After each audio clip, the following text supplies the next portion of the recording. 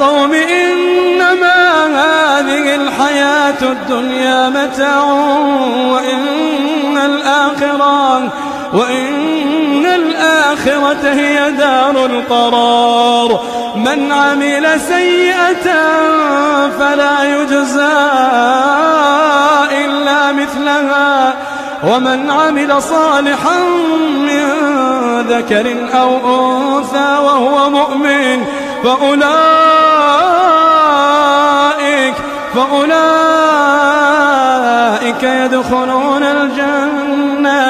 يدخلون الجنة يرزقون فيها بغير حساب.